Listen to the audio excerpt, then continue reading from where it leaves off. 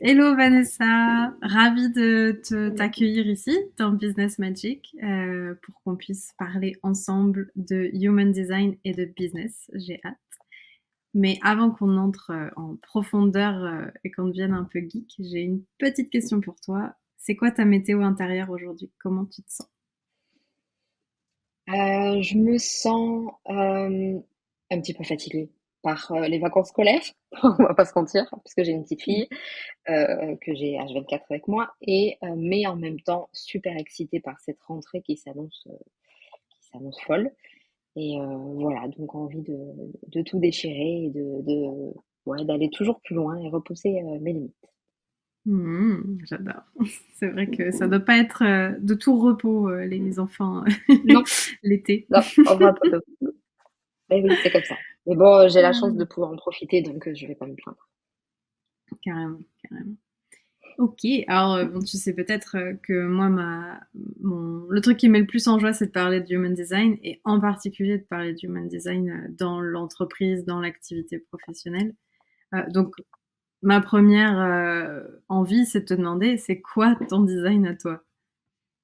Alors moi, je suis manifestor. Apparemment, il y en a pas beaucoup dans la population. Donc voilà, c'est pour ça que je me suis toujours sentie peut-être un peu différente des autres depuis petite en fait. Mais voilà, donc je suis manifestor. Carrément, on dit qu'il y a à peu près 8% de la population seulement qui est Ouais, manifestant, donc ça fait pas lourd. ouais. Et je vais peut-être refaire un petit topo sur ce que c'est le Human Design, donc pour qu'on se situe un peu. En tout cas, comment moi je le vois, parce que on a tous une façon différente de l'envisager. Mais pour moi, c'est vraiment une grille de lecture en fait. C'est vraiment une grille de lecture de ton fonctionnement et de comment tu peux agir le mieux possible pour toi-même et puis en relation avec les autres. Et puis en relation avec du coup ton contexte. Et, euh, et donc il y a des grands piliers, notamment ce que moi j'appelle le rôle, mais qu'on dit officiellement le type, qui est donc manifestor, et il y en a quatre autres. Euh, et moi, ce qui m'intéresse le plus en fait dans tout ça, c'est pas tellement l'officiel, c'est plus ça veut dire quoi pour toi être manifestor? Comment tu l'interprètes?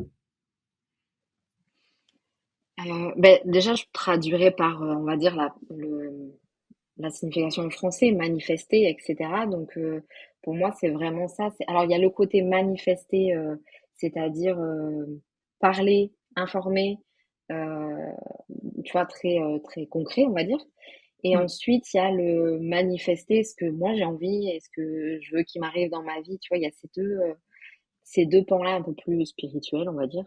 Ouais, je l'interpréterais comme ça et être dans cette ouverture d'aller vers les gens, de les informer de ce que j'ai envie de mettre en place et d'être, alors peut-être que je me trompe, mais d'être, des fois, d'être à l'initiative d'un projet et essayer de faire en sorte que les autres me suivent en fait pour avoir toujours cet esprit d'équipe. J'aime beaucoup moi travailler Mm. avec plusieurs personnes parce que je trouve que c'est bien de travailler tout seul, mais des fois la solitude elle pèse un peu et je trouve qu'à plusieurs on va plus loin quoi.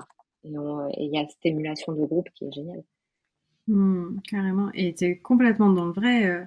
Le manifestar, c'est le seul qui initie. La manifestar, c'est le seul qui est vraiment là pour lancer les projets, lancer les trucs. En tout cas, on dit que c'est son rôle le plus aligné, en fait. C'est quand tu crées des choses, quand tu réponds à un appel intérieur de ta créativité que ça fait des étincelles et que ça fait de la magie, du coup.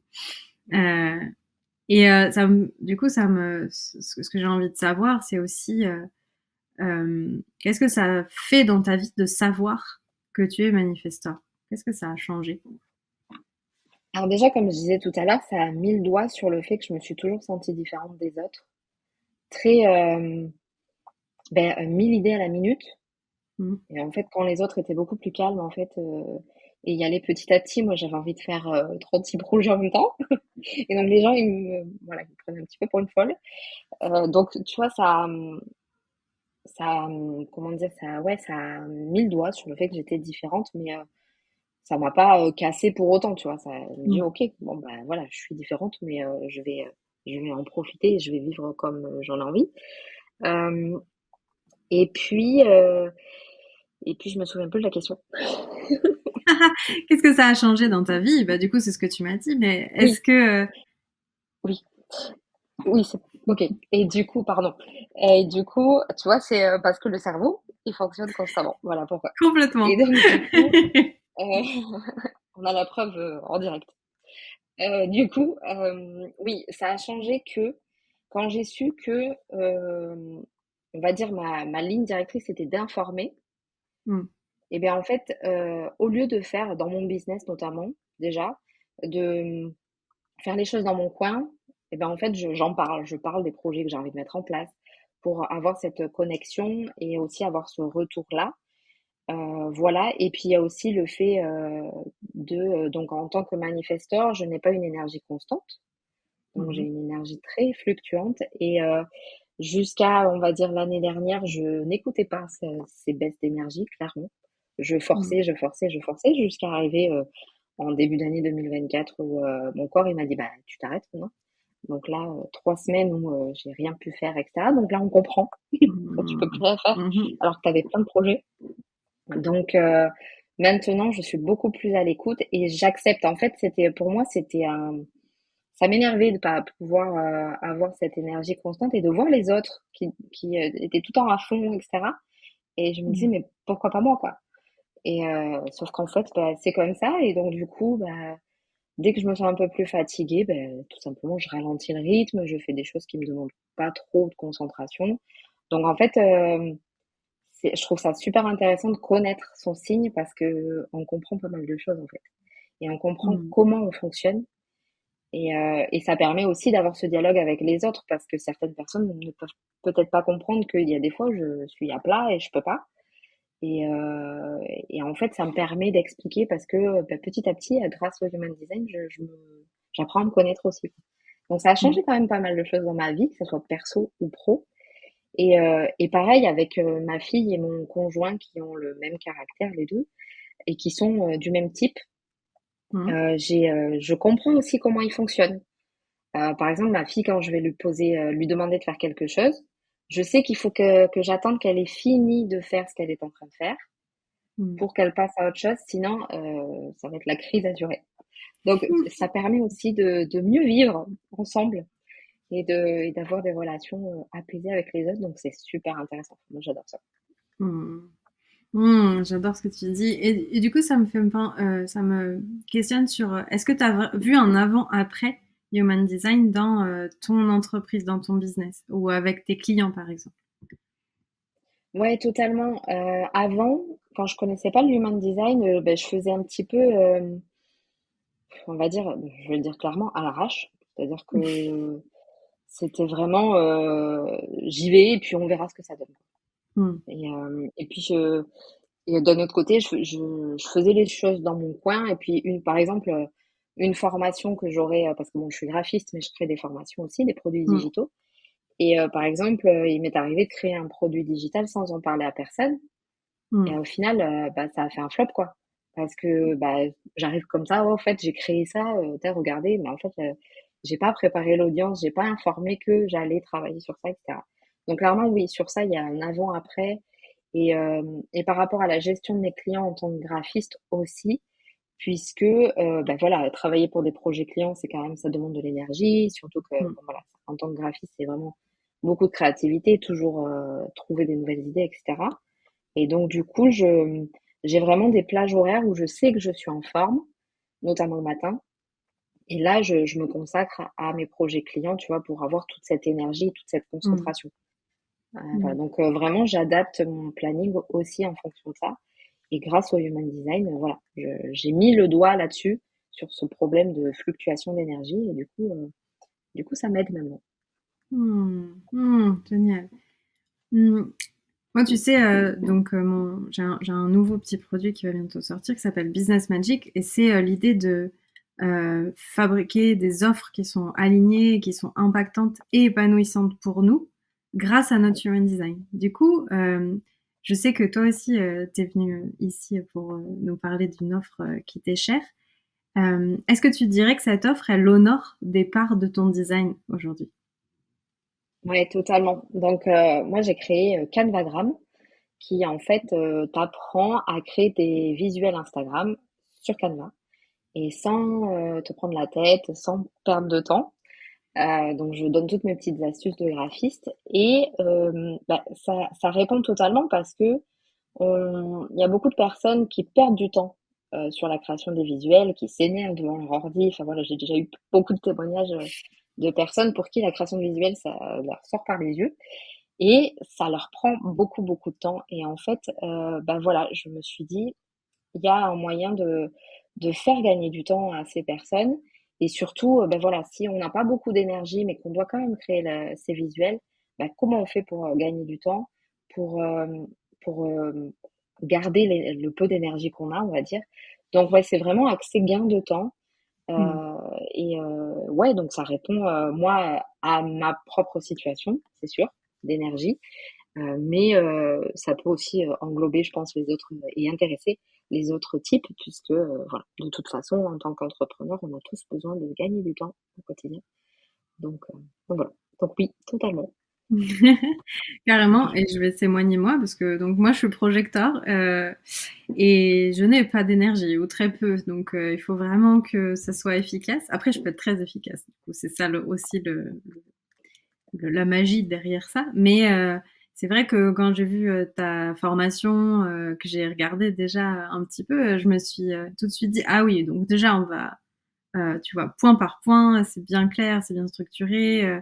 On s'embarrasse pas. D'ailleurs, c'est ce que tu dis. Chez toi, il n'y a pas de blabla inutile. C'est Euh, ça. donc là, Je déjà, on est déteste bien. ça. On est sur l'efficacité. Euh, et en plus, moi, c'est pas un domaine de magie, quoi. Enfin, la créativité, oui, parce que tu vois, j'ai fait tout mon site internet, etc. Donc, j'ai pas de souci sur la partie graphiste, mais par contre sur la partie savoir quoi faire à quel moment en termes de tu vois de type de poste ou de design de poste ou quoi là j'ai toujours besoin d'idées ou besoin d'inspiration donc je trouve que ta formation elle est cool aussi pour ça, c'est que ça marche et pour ceux qui n'ont pas envie et qui n'ont pas le truc on va dire de la créativité, même si on est tous créatifs d'une manière ou d'une autre mais Oui, pas tous totalement. visuellement, quoi. Oui, c'est ça. Donc ça marche pour eux, mais ça marche aussi pour des gens qui ont plus ce truc-là, mais qui sont quand même perdus dans la vasteté et la vastitude de trucs qu'on pourrait faire. Tu vois, moi, je me perds souvent dans le possible, en fait, dans les possibles, et Ouais. j'arrive pas à me recadrer. Qu'est-ce que t'en penses? Ouais, totalement. Mais je suis un petit peu pareil. J'ai appris à recentrer les idées Mm. et à prioriser. Et c'est vrai que, en fait, quand j'ai pensé ce programme, bon, déjà, voilà, tu l'as dit, c'est pas de blabla inutile, on n'a pas de temps à perdre, donc on va à l'essentiel. Et c'est pour ça aussi que j'ai fait en sorte d'avoir des vidéos courtes. Je crois que Mm. la plus longue, elle doit durer 20 minutes, Mm. grand max. Donc c'est ça que j'ai essayé de mettre en place. Et j'ai essayé en fait de répondre ouais, à plusieurs besoins, c'est-à-dire ceux qui sont perdus dans l'utilisation de Canva, Mm. parce que la création de visuels sur Instagram est assez particulière parce qu'il y a des paramètres à mettre en place sur Canva pour que tout soit bien Mm. positionné, pour que tout fonctionne. Donc il y a ça. Il y a ceux qui n'y connaissent rien dans les visuels Instagram, comment positionner tel ou tel élément, s'il faut des photos, etc. Tu as ceux qui n'y connaissent rien en graphisme et en fait, naturellement, quand j'ai enregistré les vidéos, en fait, naturellement, je donnais des petites astuces de Mm. graphiste. J'expliquais en fait pourquoi je mettais ça là, pourquoi cette couleur, ainsi de suite. Mm. J'ai voulu aussi partager, puisque je suis aussi ambassadrice Canva, donc l'outil, je le connais Mm. de fond en comble à force, depuis toutes ces années que j'utilise. Et en fait, je me suis dit, bah voilà, j'ai envie de faire un petit cadeau. Et du coup, j'ai fait un petit catalogue d'astuces Canva qui sont très rapides à utiliser Mm. et qui mine de rien, font gagner pas mal de temps au quotidien dans la création. Donc voilà. Et puis en plus de ça, j'ai aussi mis des templates prêts à l'emploi pour ceux qui justement n'ont pas forcément l'idée et qui Mm. ont besoin d'une base de travail pour créer leur visuel. Donc je leur ai créé aussi ça. Voilà, donc j'ai essayé de penser au plus large en fait pour aider chaque personne dans des situations différentes. Mmh, mmh. Super, c'est super chouette et je sais que ça va aider un maximum de personnes, J'espère, à plein de niveaux. Mais tu vois, je pense par exemple euh, c'est ok de s'inspirer des autres en fait pour faire des choses. totalement. On n'est pas tous avec la connexion directe à l'univers et Ça parfois serait trop bien, non? ce serait bien, mais non. Et du coup, ça fait partie du process en fait. Aller s'inspirer, regarder. Moi, je sais que Totalement. j'ai un quart d'heure d'inspiration à chaque fois que je dois créer quelque chose parce que j'ai besoin de me nourrir en fait de l'extérieur et c'est pas grave. Totalement. C'est même Maintenant, bien, tu vois. oui, c'est très bien parce que, bah, pareil, moi j'ai un tableau Pinterest, en fait, un tableau secret. Mm, Et ben, j'aime beaucoup Pinterest parce que tu retrouves vraiment et puis au niveau visuel, tu de quoi faire, hein, tu de quoi découvrir. Et mm, du coup, bah, ouais, j'ai mon petit tableau secret où j'ai mes inspirations que j'adore. Et quand je vais créer un logo, quand je vais créer même des visuels pour des posts Instagram ou quoi, ben, j'ai mon petit tableau et je regarde un petit peu ce que j'aime bien, ce que j'améliorerais, etc. Et donc, tout le monde devrait s'inspirer en fait. mm, Il y a une différence entre s'inspirer et copier, faut pas avoir peur. complètement. Mm, Voilà, mais l'inspiration, je pense que ça fait partie de notre vie d'entrepreneur pour, toujours aller plus loin, s'améliorer et cetera. mm, Donc il y a mm. aucun problème avec ça, quoi. Je suis totalement d'accord. Ouais, et puis aussi prendre confiance parce que des fois on sait Ouais, qu'on veut quelque chose, mais c'est pas ouais, tout à fait aligné dans notre tête. Et le fait de voir bah, aussi ce qu'on veut pas permet de totalement, recadrer. Donc je trouve ça vachement intéressant d'avoir ces totalement. templates en même temps que pourquoi tu les as fait de cette manière-là. Donc on a vraiment le processus complet que je trouve vraiment intéressant. Donc c'est trop bien. Ouais. On a hâte de découvrir tout ça. Et Oui. avant qu'on se quitte, j'ai une dernière petite question pour toi. Qu'est-ce que tu trouves de magique dans ta vie aujourd'hui? Je dirais créer la vie dont je rêve, Mmh. me créer la vie dont je rêve et alors c'est très terre à terre ce que je vais dire, mais avoir la chance de, grâce à cette vie, que je me crée, de pouvoir, profiter de chaque instant Mmh. avec ma fille. C'est-à-dire que j'ai la chance de pas, devoir la déposer à la nounou le matin et aller la chercher le soir. Alors oui, c'est fatigant, enfin, j'aime partager aussi la vraie vie, hein. Oui, c'est très fatigant de gérer les 2 en même temps, surtout, en période scolaire, hors période scolaire. Mmh. Mais, quand tu prends un petit peu de recul, tu te dis: «Ouais, mais j'ai vu ses premiers pas, enfin, Mmh. s'il faut qu'elle aille au docteur, je suis là». Tous ces moments-là, en fait, précieux et ça passe tellement vite quand tu as un enfant. Voilà, donc c'est quand même assez magique et rien que d'en parler, j'ai des Mmh. frissons parce que voilà, je me dis, tu travailles dur, c'est pas facile tous les jours, Mmh. mais tu es en train de te créer la vie dont tu rêves et c'est quand même assez magique, quoi. Waouh, j'adore. C'est parfait comme dernier mot pour notre Ah petit bah, alors. podcast. Merci beaucoup d'avoir répondu à Merci à toi. l'invitation et je te souhaite une très belle journée.